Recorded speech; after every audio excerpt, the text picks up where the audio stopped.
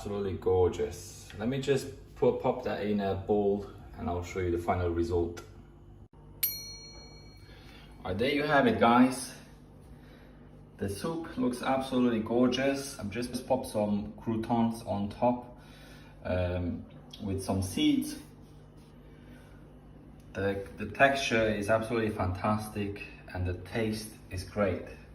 You can find this amazing soup maker on Amazon for about £150.